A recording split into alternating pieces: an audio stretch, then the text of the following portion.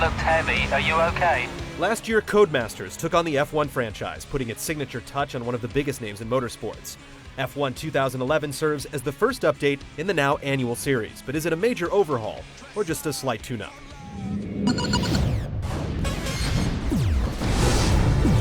Thanks for giving up your time and welcome to Formula One. F1 2011's career takes you through this year's official 19-course roster and continues through 5 seasons. Each race is preceded by lengthy practice and qualifying sessions, and you can choose to participate in full races that last over 50 laps or abbreviated versions that go on for 20% of their regular length.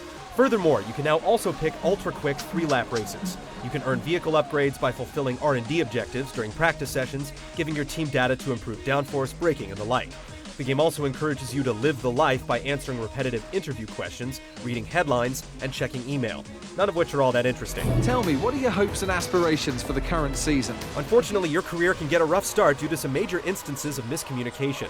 2 new boosting devices, KERS and DRS, are new to the 2011 season, but they're introduced with little more than a text box, and there's nothing to indicate which teams have KERS installed in their vehicles. Likewise, unclear menu options can cause you to lose upgrade progress. If you complete an R&D objective, then skip to the qualifying session, your accomplishment will be marked incomplete.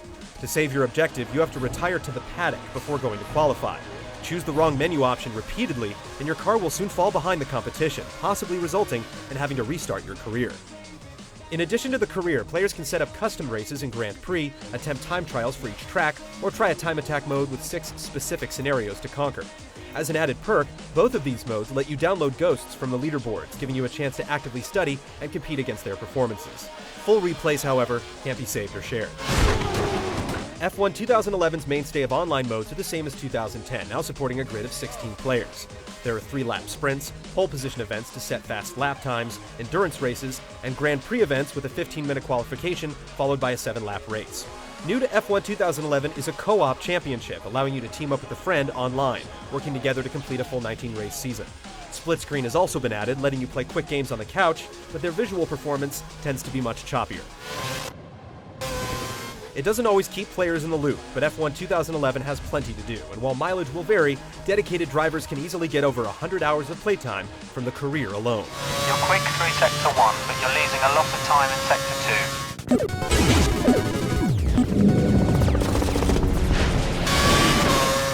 Success in F1 has to be earned through preparation and placement. While you can skip practice sessions, you'll need to play every second of the 20-minute qualifying rounds to set a time that ensures you have the best starting position on race day.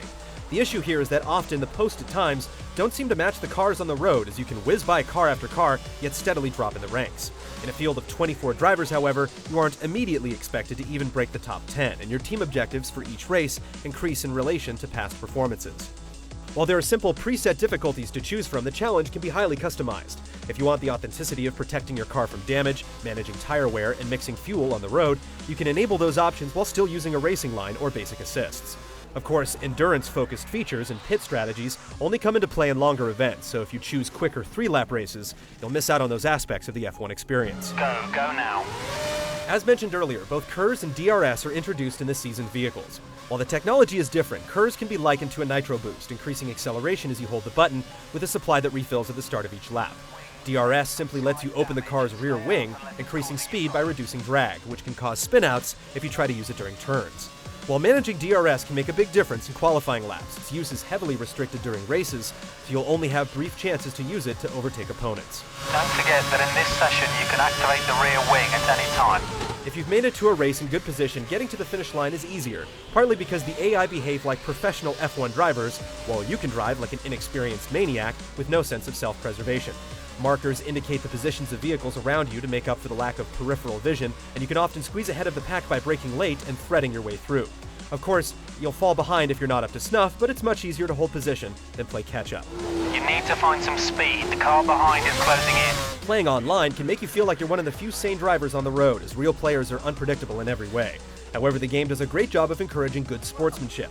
If you cause a collision with another player, you'll lose experience, but if you follow with a clean lap, that XP will be returned in good faith. Conversely, if you continue to act like a fool, you'll be disqualified from the race and vanish altogether. There are times when the game makes bad calls and penalizes you for the result of another player's recklessness, but it works out well overall.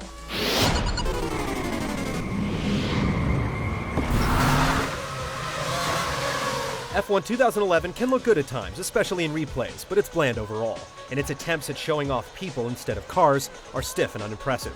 The rain effects still look incredible, blinding you with spray from other drivers and showing a line that dries on the track where cars rush by. Performance holds up fairly well in gameplay but gets choppy in the pits, and the Xbox 360 version still has a tendency to randomly freeze at times. The audio is more consistent, letting you hear every detail of your engine, wheels, and even the soft thump as you open and close the rear wing with DRS. Meanwhile, the engineer's voice in your ear provides useful and specific feedback as you race. Careful, we need clean overtakes or we'll face a penalty. By nature, F1 2011 is a focused racer that demands driving with patience and perseverance. That being said, there's a lot of flexibility built in to let players approach it however they choose, and this season's updates translate well to changes in gameplay that fans will want to explore.